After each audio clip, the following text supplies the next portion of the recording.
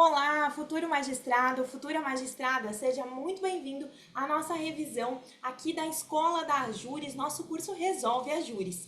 Meu nome é Yasmin Duarte, sou juíza federal na 4ª Região e nós vamos falar na noite de hoje de Direito Empresarial. Essa matéria que eu sei que nem sempre é tão querida pelos estudantes, mas que é muito importante para o seu Exame Nacional da Magistratura. Aqui no Resolve Ajures, nós costumamos trabalhar a revisão da matéria por meio da resolução de questões. Então, resolvemos questões não apenas das edições anteriores do ENAM, mas também de outras provas da Fundação Getúlio Vargas que guardem ali uma pertinência com o edital do ENAM. A partir disso, conseguimos identificar os temas de preferência da banca. A partir dessa análise estatística que nós realizamos, então, a montagem das aulas e o desenvolvimento dos temas. Aqui, nessa nossa revisão de véspera, quero cumprimentar todos os alunos aqui presentes que nos acompanham e dizer que a metodologia aqui é um pouquinho diferenciada. Enquanto no Resolve Ajures nós trabalhamos com o chat ao vivo, com a resolução de cada um dos tópicos do edital, aqui a ideia é centrar então nos tópicos mais cobrados pela FGV, naqueles tópicos de maior destaque para a sua prova. E a partir disso então que eu construí alguns pontos para nós revisarmos aqui em Direito Empresarial. Vou começar a projeção dos slides e aqui tem um levantamento que eu fiz em uma das nossas aulas de pontos que foram cobrados pela FGV, então, deixa eu ir passando aqui, de pontos que foram tratados pela FGV. Deixo desde já o meu currículo aqui com vocês e também o meu Instagram, onde fica à disposição, @yasminduarteprof.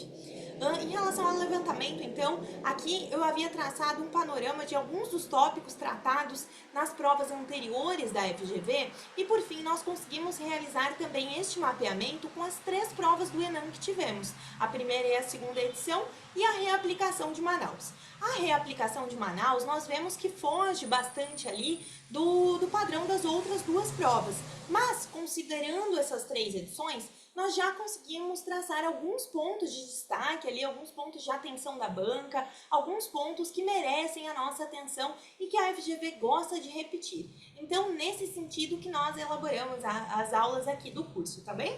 Vamos dar início à nossa aula propriamente dita. Eu separei alguns pontos para a gente conversar. Já adianto que a parte de recuperação judicial, a Lei 11.101, é o ponto que vai ter mais destaque nessa aula, pelo simples fato que é um assunto sempre presente nas provas FGV e também foi muito destacado aqui no ENAM anterior, ok?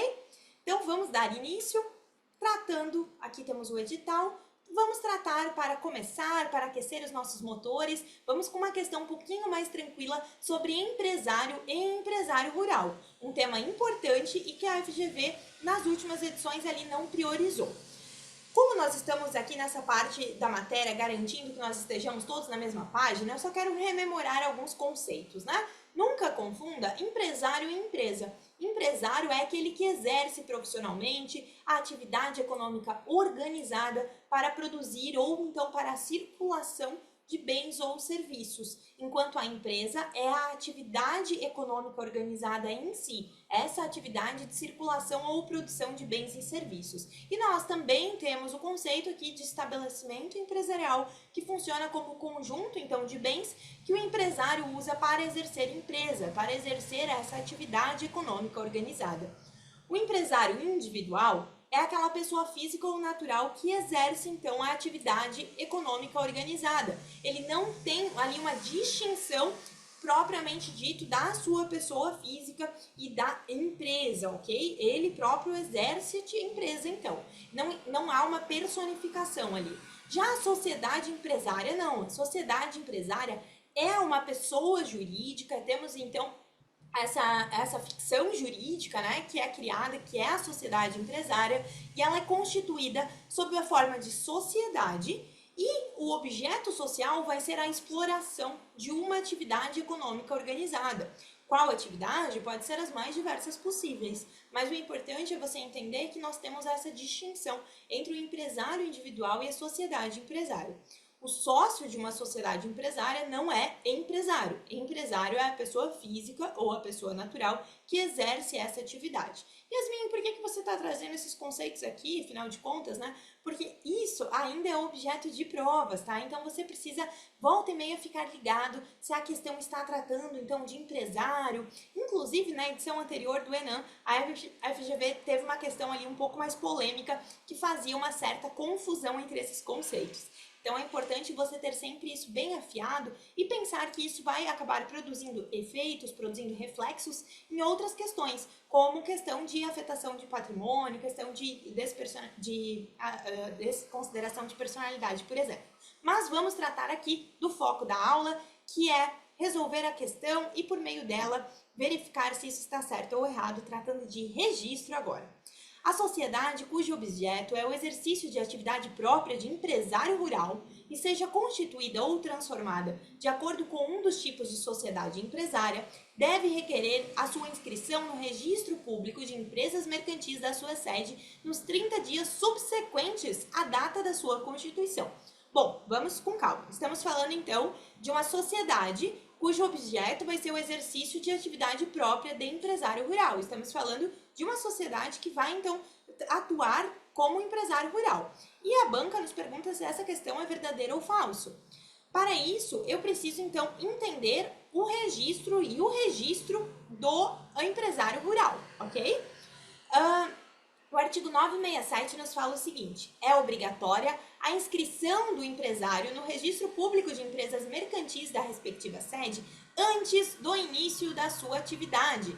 Então percebam que, como regra no direito empresarial, nós vamos ter isso, que primeiro o empresário deve se registrar no registro público de empresas mercantis e depois ele vai então poder iniciar a sua atividade. A conclusão disso é que o registro funciona como uma condição de regularidade dessa atividade.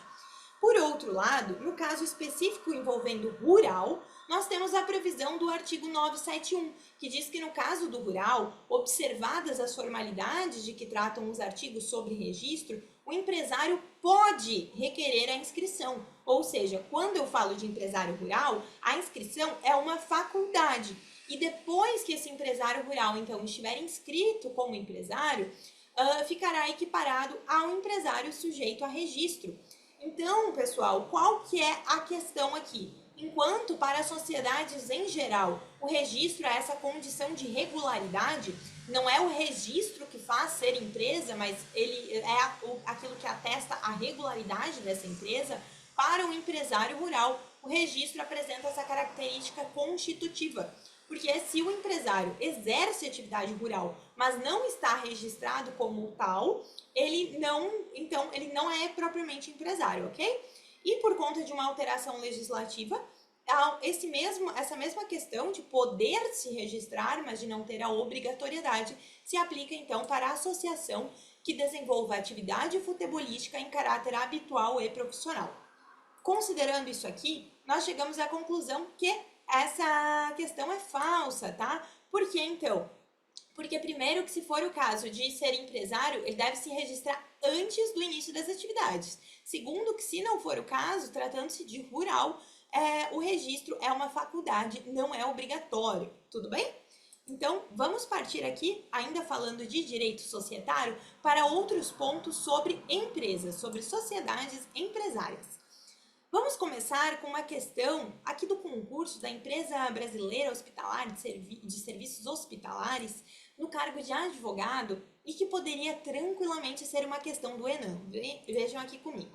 A questão nos traz a história da Anne, da Charlotte e da Emily, 3 irmãs que então, em decorrência de uma herança que receberam, constituem 2 sociedades empresariais, a ACE Produção Agrícola S.A. e a ACE Administradora de Capitais Limitadas. A primeira é uma companhia de capital fechado, enquanto a segunda adota a forma limitada. A questão não precisava nem ter dito que a segunda adota a forma limitada, né? Porque nós temos ali a sigla LTDA após o nome da sociedade. Posteriormente, a ACE Produção Agrícola S.A. passou a integrar a Cooperativa de Soja do Cerrado. Percebam que este aqui é muito o padrão de questões da FGV. Isso aqui você vê na prova do Enem. com muita frequência. Essa questão de cobrar o conteúdo por meio da criação de casos concretos. Sempre que você estiver diante de um caso desse, o que eu peço a sua atenção? Atenção nos detalhes. Então aqui, não interessa o nome, mas nós temos uma SA e uma limitada. E nós tivemos essa SA passando a integrar então a cooperativa. Isso tudo, você vai ver que a gente vai resolver essa questão com uma parte ali geral do Código Civil, algo que muita gente não dá bola. E eu estou trazendo aqui para você ver como a FGV tem o dom de complicar algumas questões simples. Mas se você estiver diante de um caso concreto, organize as ideias, sublinhe ali os trechos principais para que você entenda o que efetivamente a questão está perguntando. Aqui, só por mencionar na mesma questão SA limitada e cooperativa, já me dá uma ideia do gabarito, mas vamos enfrentar as alternativas então. Antes de enfrentar as alternativas, eu quero só rememorar alguns conceitos de sociedades. Sociedade é o grande grupo, então, da pessoa jurídica de direito privado que tem como finalidade uma exploração econômica. Acabamos de ver isso. Mas as sociedades vão se dividir em dois grandes grupos. Vamos ter as sociedades simples e as sociedades empresárias. Ambas vão ter como finalidade a exploração de atividade econômica, porque afinal de contas, as duas são sociedades. Mas a sociedade simples vai explorar essa atividade econômica de forma não empresarial, sem o famoso elemento de empresa. É o caso de sociedades ali uniprofissionais, sociedades de médicos, sociedades de dentistas, sociedades daqueles profissionais que se unem então para atender na mesma clínica, para explorar a atividade econômica, mas que não tem elementos de organização dessa atividade empresarial. De outro norte, nós vamos ter as sociedades empresárias, estas sim que exploram a atividade empresarial, que tem essa organização dos seus fatores de produção para então efetivamente utilizar ali e demonstrar a presença do elemento de empresa. A diferença entre elas então vai estar no objeto social, nessa questão do elemento de empresa. Só que o artigo que trata das sociedades vai nos trazer duas exceções, que a sociedade por ações sempre será empresária. Então, não há possibilidade de ter uma sociedade por ações que seja considerada uma sociedade simples. Sempre que nós estivermos diante de uma sociedade por ações, nós vamos entender que há sim o elemento de empresa, há essa exploração da atividade empresarial e por isso elas vão ser empresárias. Por outro lado, a sociedade cooperativa sempre vai ser simples. Não interessa que é uma cooperativa com faturamento monstruoso, não interessa que é uma cooperativa ali que tenha grande renome ou qualquer coisa nesse sentido. O que vale para a distinção aqui é que então o código mesmo, a lei, nos traz essa previsão de que as sociedades por ações sempre são empresárias e a cooperativa sempre então é simples. E nós estamos falando aqui, né, de sociedades empresárias, mas afinal de contas onde é que entra a limitada, a anônima, comandita por ações? Bom, elas entram aqui nos tipos societários. Nós temos esses dois grandes grupos, as sociedades empresárias e as sociedades simples, e dentro delas, elas podem escolher o seu tipo societário. Então, é possível que a sociedade escolha ser em nome coletivo, ser em comandita simples, ser em sociedade limitada, anônima ou comandita por ações. Yasmin, a sociedade simples, né? Bom, a sociedade simples pode escolher ser tanto uma sociedade em nome coletivo, uma sociedade limitada, uma sociedade em comandita simples, ou ela pode ser uma sociedade simples, também tratada como sociedade simples pura. O que é essa sociedade simples pura? É a sociedade simples que não escolhe, então, um outro tipo societário, que ela se organiza a partir das próprias normas da sociedade simples. Mas o que eu quero que você veja nesse slide? Que só porque eu tenho uma sociedade limitada, não quer dizer que ela é uma sociedade empresária, porque ela pode ser uma sociedade simples, que é essa sociedade que nós temos como exemplo as uniprofissionais, né? Aquela sociedade sem o elemento de empresa. Então, neste caso, ela poderia ser uma sociedade simples que adotou o tipo societário da limitada.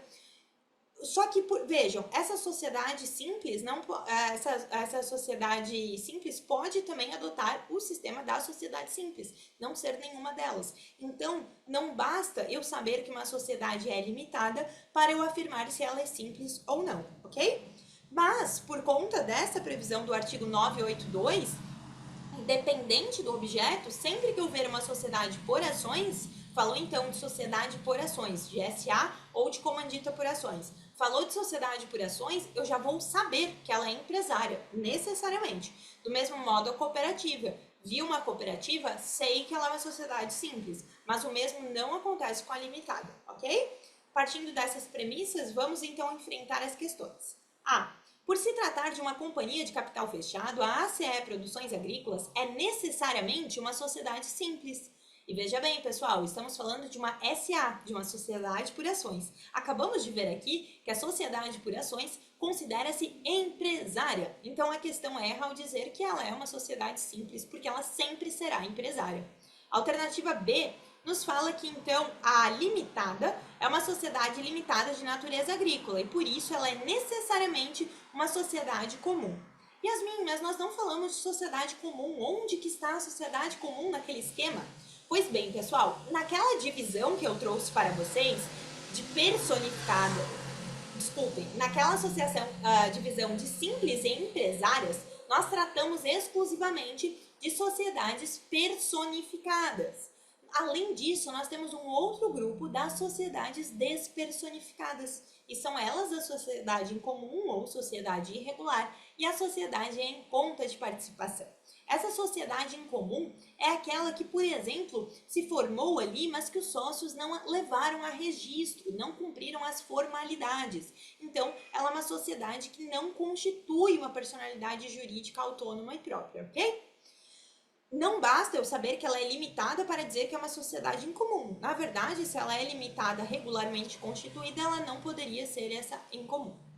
A ACE Produções Agrícolas SA, por ser uma sociedade de ações, é necessariamente sociedade empresária, correto? E o nosso gabarito. Alternativa D nos fala que a cooperativa de soja do Cerrado é necessariamente uma sociedade empresária por ser uma entidade agrícola. E na verdade, não. Não é o fato dela ser agrícola que é determinante, mas é o fato de ela ser uma cooperativa. E toda cooperativa é uma sociedade simples, ok? A ACE é administradora de capitais, por ser uma empresa de responsabilidade limitada, é categorizada como sociedade simples. Eu não posso fazer essa afirmação. A responsabilidade limitada pode sim ser simples, mas também pode ser uma sociedade empresária, tá bem? Então, vencemos o nosso primeiro tópico. Vamos entrar aqui na recuperação judicial, recuperação extrajudicial e a falência do empresário e da sociedade empresária. Recuperação extrajudicial acaba tendo uma menor incidência, mas todos esses três tópicos são muito importantes para a FGV. Recuperação judicial, especialmente, é algo que costuma vir com frequência nas provas da banca, tá? Aqui vamos começar trabalhando uma questão novinha da prova de 2025 do TJ Sergipe. E essa prova nos fala o seguinte: Transportes Marítimos Laranjeiras Limitada requereu a sua recuperação judicial no dia 22 de agosto de 2023. Ixi, começou a colocar a data e tem algum motivo, né? E teve deferido o processamento da recuperação em 12 de setembro do mesmo ano. A recuperação judicial foi concedida no dia 30 de julho de 2024, com dispensa da apresentação de certidões negativas ou positivas com efeito de negativas de débitos tributários. Aí agora a questão nos pede sobre essa decisão do juiz, se ela foi acertada ou não. Vamos ver, o que nós estamos falando aqui então? Da recuperação judicial, e na decisão que concede a recuperação judicial, o juiz dispensou, disse que não precisavam ser apresentadas as certidões negativas de débitos tributários, ou então as certidões positivas com efeito de negativas. Apenas lembrando que a certidão negativa é aquela que diz que a empresa não possui débitos tributários, ela está em regularidade com o fisco. A certidão positiva com efeito de negativa é aquela que mostra que há sim um débito, mas, por exemplo, este débito está parcelado, então este débito está controlado, não é mesmo? Essa é a certidão positiva com efeito de negativa. Estamos tratando aqui de uma questão que sofreu alteração recente, tá bem? Havia na jurisprudência, principalmente do STJ, uma cisão muito grande. Alguns ministros entendiam que era dispensável a apresentação dessas certidões no processo falimentar, no processo de recuperação judicial. Por quê? A ideia era de que, ora, se essa empresa está em recuperação judicial, logicamente ela tende a dever para o fisco. E aí eu preciso fomentar a volta dela no mercado de consumo, no mercado econômico, então não faria sentido para esta corrente exigir a certidão de regularidade, deveria ser então este critério ser dispensado. Outra corrente era mais inflexível, entendia que deveria sim ser apresentadas as certidões negativas. O que acontece é que a Lei 14.112 veio com um tópico, um inciso específico ali no artigo 52 da Lei de Recuperação Judicial e Falência para finalizar com essa controvérsia. O que esse artigo fala? Que, então, o juiz deferirá o processamento da recuperação judicial. E neste mesmo ato, nessa mesma decisão, então, de admissibilidade dessa recuperação judicial, caberá ao magistrado determinar a dispensa de apresentação de certidões negativas para que o devedor exerça as suas atividades, observando o disposto no parágrafo 3º do artigo 195 da Constituição Federal, ok? Então, a partir da entrada em vigor desta lei, torna-se exigível a apresentação das certidões de regularidade fiscal como condição para a homologação do plano de recuperação judicial. É o que nos diz aqui a jurisprudência do STJ, porque essa lei modificou o cenário. A partir dessa lei, ali no momento em que esse plano for homologado, nos termos do artigo 57, vai passar a ser exigida as certidões de regularidade fiscal. Em relação aos processos de recuperação judicial em andamento no momento da entrada da lei em vigor, ou seja, aqueles processos que estavam ali ainda não estavam concluídos, né, estavam pendentes da concessão da recuperação judicial em si, deve ser conferido um prazo razoável pelo juízo para que seja comprovada a regularidade fiscal, então. 2 julgados muito importantes do STJ para a sua prova. Grave aqui comigo. A partir da entrada da lei, tornou-se exigível a apresentação das certidões de regularidade fiscal para que seja homologado o plano de recuperação judicial. Então, no momento em que o plano chega para a homologação, o juiz somente pode homologá-lo se ele verificar a presença dessas certidões de regularidade fiscal, que pode ser tanto a certidão negativa como a certidão positiva com efeitos de negativa. E ainda o STJ trouxe aqui uma cláusula de transição que pode muito bem ser cobrada em um caso concreto. Se verificar ali no caso que a concessão da recuperação judicial ainda está pendente, o juiz não pode exigir isso aqui de sopetão, porque afinal de contas foi uma alteração legislativa. Mas ele deverá então conferir um prazo razoável para que se comprove a regularidade fiscal, ok? Vamos voltar aqui para a nossa questão, então? Vamos prestar atenção nas datas, né? O que importa é que as datas são posteriores ali a 2020. Em 22 de agosto de 2023, então, teve deferido o processamento da recuperação. Em 12 de setembro do mesmo ano, e a recuperação foi concedida finalmente em 30 de julho de 2024. O problema não é a tramitação ali com as pendências, o problema é no momento da concessão. Então, a data que nos importa aqui é o 30 de julho de 2024, beleza? E aí, o que aconteceu? O juiz, nessa decisão de 30 de julho de 2024, dispensou a apresentação das certidões negativas ou positivas com efeitos de negativas. O que aconteceu? Essa decisão do juiz está flagrantemente contrária ao posicionamento do STJ, que nós acabamos de ver aqui. Então, o gabarito da letra A e da letra C, que fala ali que está e da letra E, que fala que essa posição do juiz está em conformidade com a jurisprudência, você já pode eliminar de cara, tá? Porque elas não estão convergindo, mas ela está divergindo. A alternativa B e a alternativa D, então, nos falam isso, que é divergente do posicionamento atual do STJ. Vejam ali na alternativa D que a questão justifica da seguinte forma: pois sempre foi exigida a apresentação das certidões negativas ou positivas com efeito de negativas para a concessão de recuperação judicial sob pena de convolução do processo em falência. Ora, lembra que eu falei no início dessa parte da aula que nós tínhamos um debate jurisprudencial com alguns ministros posicionando-se no sentido de que era exigível e outros de que não era? Então, não é que sempre foi exigida esses documentos. Já tivemos caso de dispensa desses documentos e durante a concessão ou a tramitação da recuperação em si, a lei também faz isso. Mas a questão é, a partir dessa modificação de 2020 e da jurisprudência atual do STJ, nós temos a visão, então, de que esses documentos são exigíveis para a concessão da recuperação judicial, ok? Então, o nosso gabarito é a letra B, que fala que a decisão do juiz é divergente do posicionamento atual do STJ, em razão de que, com a entrada em vigor da Lei 14.112, é imprescindível a comprovação da regularidade fiscal com a apresentação das certidões negativas ou positivas com efeitos de negativas, certo? Vamos seguir aqui com uma breve revisãozinha de que você deve saber a quem se aplica a Lei 11.101, ou seja, quem pode requerer recuperação judicial e falência. Logo no início desta lei, nós temos a seguinte previsão, que essa lei disciplina a recuperação judicial, extrajudicial e a falência do empresário e da sociedade empresária. Então, lembre-se dos conceitos que nós já trabalhamos, tá? Tanto daquela pessoa física quanto da pessoa jurídica que exerce em empresa.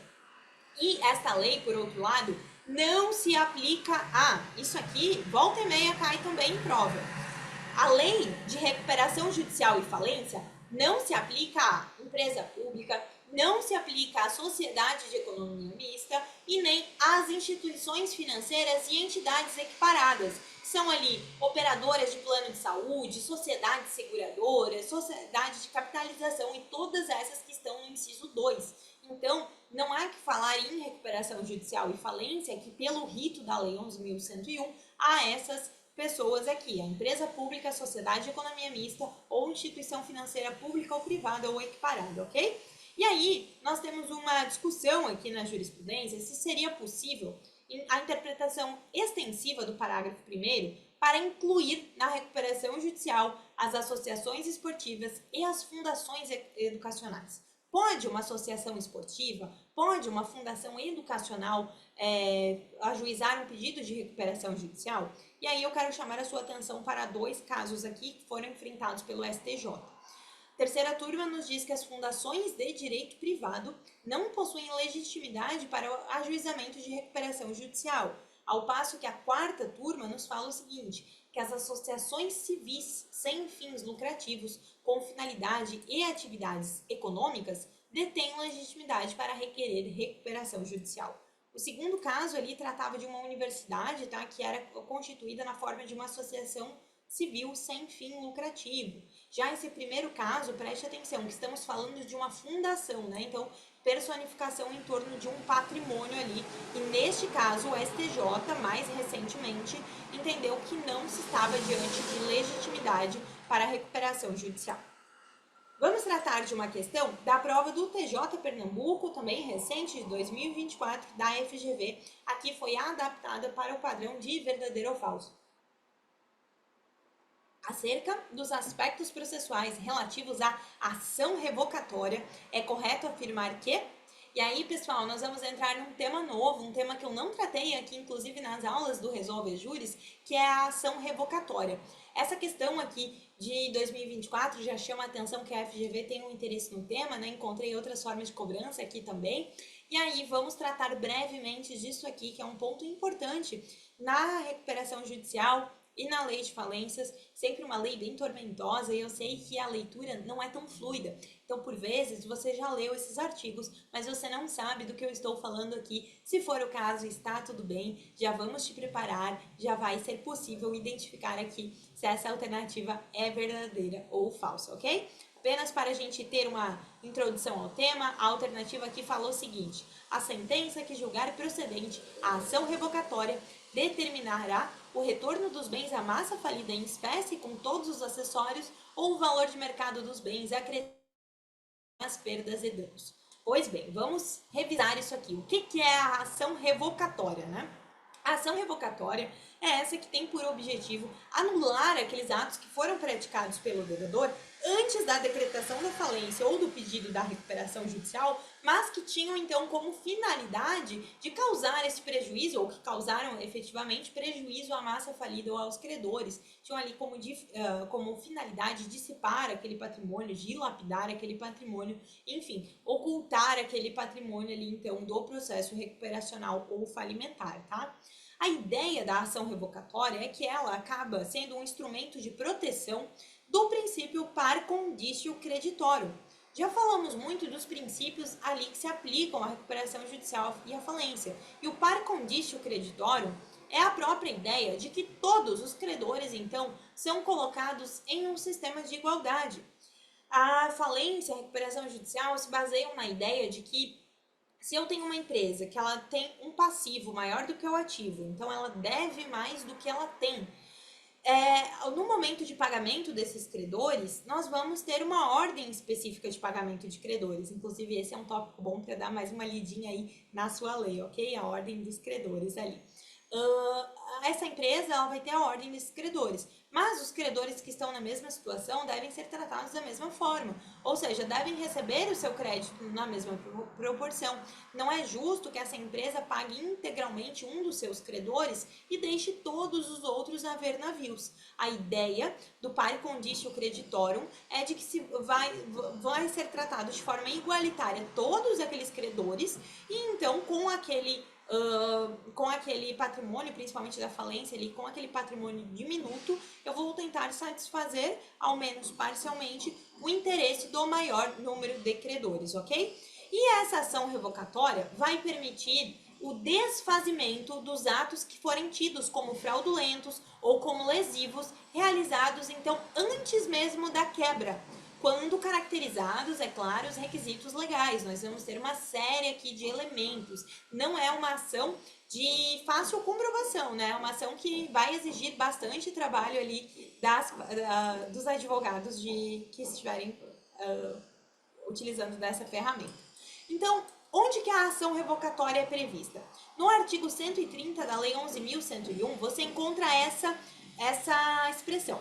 São revogáveis os atos praticados com a intenção de prejudicar credores, provando-se o conluio fraudulento entre o devedor e o terceiro que com ele contratar e o efetivo prejuízo sofrido pela massa falida. Então percebam aqui, o ato precisa ter essa finalidade de prejudicar credores, mas essa finalidade é aferida até que de forma bastante objetiva, né? Porque se você verifica a insuficiência de patrimônio e aí um ato de ocultação, de mascaramento deste patrimônio, fica demonstrada essa intenção de prejudicar credores, provando-se então um conluio fraudulento entre o devedor e o terceiro. Se esse devedor, por exemplo, vende um bem avaliado em R$1 milhão por R$100 mil, se esse devedor faz uma doação a um terceiro, ora, se ele está devendo, ele vai sair doando seu patrimônio, enfim, todos esses atos ali podem prejudicar daí o terceiro, provando-se o conluio fraudulento. E ainda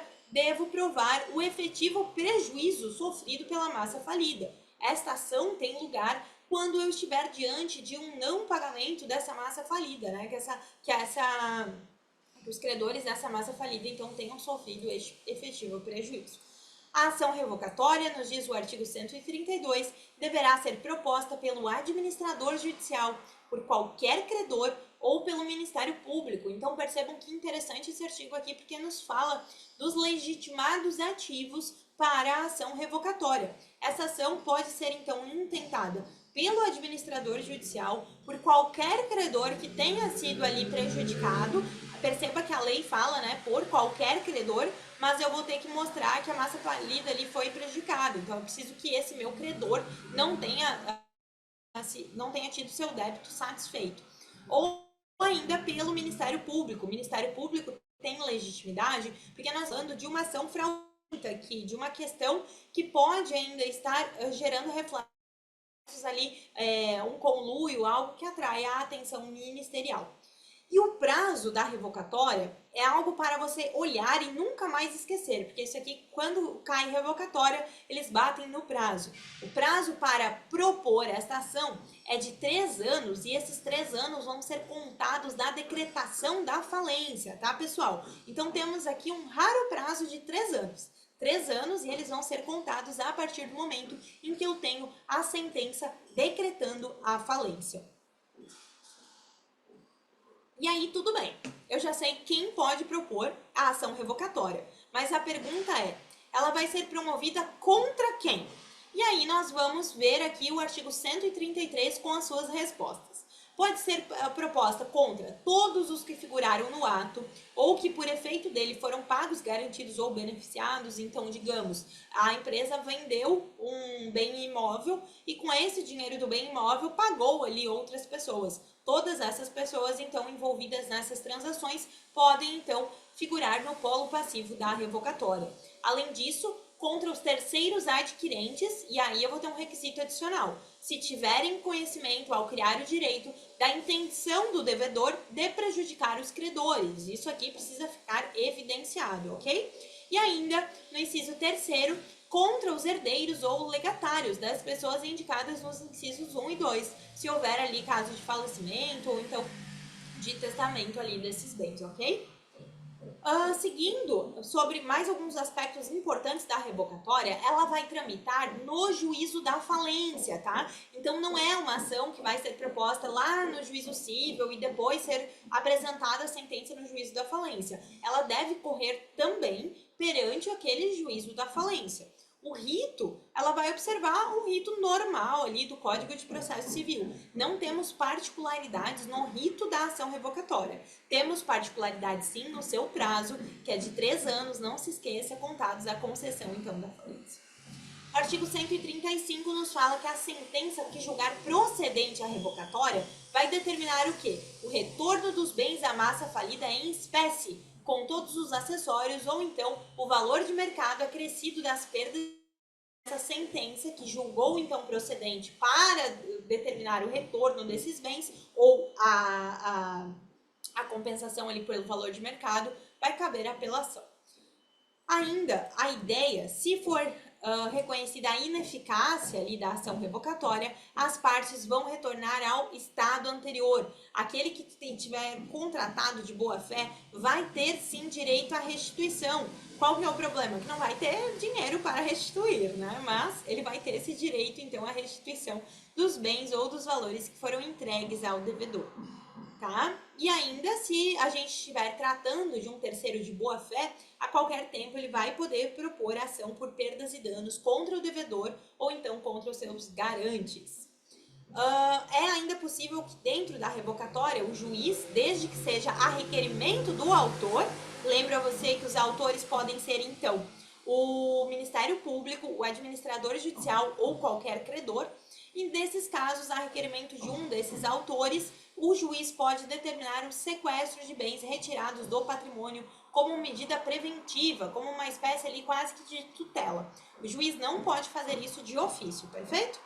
Então vamos lá. A sentença que julgar procedente a ação revocatória determinará o retorno dos bens à massa falida em espécie com todos os acessórios ou o valor de mercado acrescido de perdas e danos. Este item, pessoal, verdadeiro ou falso? Acabamos de ver que é verdadeiro, porque ele está em conformidade com o que dispõe a nossa Lei 11.101. Mais um item aqui. O juiz poderá, de ofício ou a requerimento do autor da ação revocatória, ordenar como medida preventiva o sequestro dos bens retirados do patrimônio do devedor que estejam em poder de terceiros. E aí, qual que é o erro dessa questão? Que menciona que o juiz poderá, de ofício, ordenar essa medida preventiva. Na verdade, o juiz pode sim, mas apenas a requerimento do autor. E quero lembrar aqui rapidinho 2 julgados interessantes sobre falência, sobre juízo universal aqui, que diz respeito a processos criminais e a execução fiscal. Sabemos que muitas vezes nós vamos ter um elo entre esses ramos aqui da justiça. Tratando do elo entre justiça criminal e juízo universal da falência, vamos imaginar um caso de uma pessoa jurídica, de uma sociedade empresária, que faça o seu pedido de falência, então está tramitando ali a falência dessa sociedade empresária. Mas, num plano de fundo, os sócios dessa sociedade estão sendo estão sofrendo persecução criminal pela utilização, por exemplo, de um crime de gestão fraudulenta, por terem, então, cometido atos criminosos valendo-se dessa sociedade. Aí, no juízo criminal, nós tenhamos exemplificativamente a constrição de alguns bens pelo juízo criminal. É possível, então, que o juízo criminal saia dispondo sobre medidas asseguratórias desses bens da sociedade que está em processo de falência? E o que o STJ definiu pela sua segunda seção é que, nesses casos, compete ao juízo universal da falência dispor sobre os bens, dos bens da massa falida e dos seus sócios que estejam, então, sujeitos àquelas medidas ali que foram requeridas pelo juízo criminal. Por quê? Porque primeiro tem que ser resolvida a falência e daí, se sobrar patrimônio, pode ser declarada a perda em favor da União. Ok? É isso que decidiu o STJ. E tratando da relação entre execução fiscal e falência, é possível, então, que o juízo da execução fiscal determine ali atos de, por exemplo, penhora sobre o patrimônio da sociedade empresária. Mas isso deve ser comunicado ao juízo da recuperação e quem vai decidir sobre alienação, sobre levantamento de quantias ou qualquer coisa nesse sentido é o juízo da recuperação. O juízo da recuperação decide também sobre a questão de substituição, de garantia, tá? Então, o juízo da execução fiscal pode determinar algum ato de constrição, mas a deliberação final vai caber ao juízo da recuperação judicial, ok? Questãozinha aqui da prova de procurador, elaborado pela FGV também. O juízo da recuperação judicial é competente para determinar a substituição de atos de constrição que recaiam sobre bens de capital essenciais à manutenção da atividade empresarial da sociedade até o encerramento da recuperação judicial, mesmo com a continuidade das execuções fiscais. Um caso que é verdadeiro porque está em conformidade com a jurisprudência do STJ. Vamos fechar aqui falando de propriedade industrial, trazendo a prova recente do TRF3, que nos diz assim: a proteção dos direitos relativos à propriedade industrial, considerado o seu interesse social e o desenvolvimento tecnológico e econômico do país, efetua-se mediante 1. Concessão de patentes de invenção e de modelo de utilidade. 2. Concessão de registro de desenho industrial. 3. Concessão de registro de marca. 4. Repressão às falsas indicações geográficas. E 5. Prevenção e repressão às infrações contra a ordem econômica. 6. Concessão de registros para jogos eletrônicos. Verdadeiro ou falso? Eu já adianto a vocês que é falso, porque houve uma troca aqui que já foi suficiente para invalidar a questão. Aqui, a prevenção e repressão às infrações contra a ordem econômica não estão no rol do artigo 2º, que fala apenas de repressão à concorrência desleal. Lembre-se que aqui, quando nós falamos de propriedade industrial, pessoal, nós estamos falando de proteção dos registros de marca, de patentes, mas nós estamos falando de proteção da concorrência desleal. Essa parte do direito é também conhecida como direito anticoncorrencial, né? Nós vamos tratar ali das várias formas de reprimir concorrência desleal, por exemplo, utilizar indevidamente a marca de outra empresa para aumentar as suas vendas é uma perfeita prática de concorrência desleal. Então, quando você se lembrar dessa lei de propriedade industrial, lembre-se disso, tá? Não estamos tratando propriamente de infrações contra a ordem econômica, como a questão colocou. No mais, tudo certo, a concessão de registros de jogos eletrônicos foi inclusive incluída neste artigo em 2024, tá? Objeto de alteração legislativa recente. Vamos lembrar aqui que o direito de propriedade intelectual se destina à proteção de bens imateriais e aí ele vai se dividir em dois grandes ramos. O direito do autor, direito autoral, que protege a obra em si, ali regido pela Lei 9.610, e o direito do inventor ou propriedade industrial. Esse sim, então, que nós estamos falando da Lei 9.279. E quando nós falamos de direito de propriedade industrial, nós vamos falar de patentes e de registros. Patente de invenção, patente de modelo de utilidade, e essas duas, então, eu vou precisar ter novidade, atividade inventiva e aplicação industrial para entender que elas são patenteáveis, ok? Trago a distinção aqui de invenção, que é algo original, algo novo, e de modelo de utilidade, que é um aprimoramento em relação a uma invenção já existente. E tratando agora de registro, Nós vamos ter registros de marca, registros de desenho industrial e registros de jogos eletrônicos. Marca vista como sinal distintivo, visualmente perceptível, não compreendidas nas proibições legais. Tem a finalidade, então, de distinguir um determinado produto ou um determinado serviço.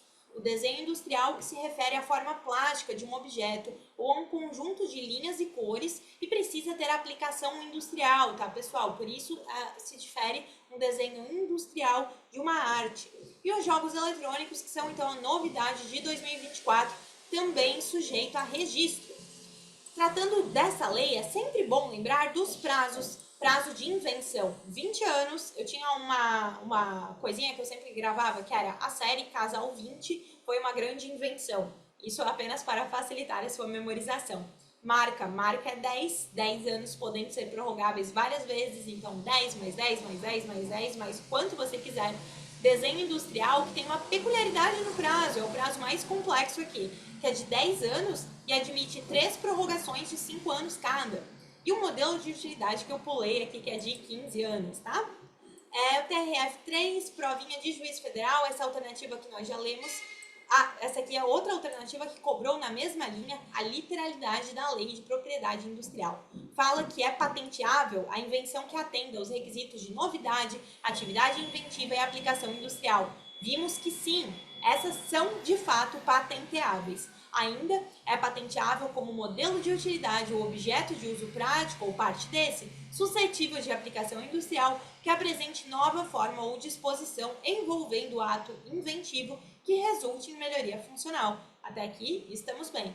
Problema: considere-se invenção ou modelo de utilidade esquemas, planos, princípios, métodos comerciais, contábeis, financeiros, educativos, de sorteio, de fiscalização, programas de computador, técnicas e métodos operatórios ou cirúrgicos. Qual que é o problema? Que o artigo 10 nos fala que não se considera invenção, não se considera modelo de utilidade esses esquemas, esses planos, esses métodos contábeis, técnicas operatórias, programas de computador, regras de um jogo. Enfim, todos esses itens que estão aqui na sua tela não são considerados invenção nem modelo de utilidade. Não se sujeitam, então, à patente, ok? E, pessoal, esses são os pontos que eu separei para que a gente converse na aula de hoje. Eu espero que você tenha sucesso na prova do Enem que se aproxima. Fique tranquilo, ainda temos alguns momentinhos até a prova. Aproveite esse tempo para fazer a sua revisão de lei seca.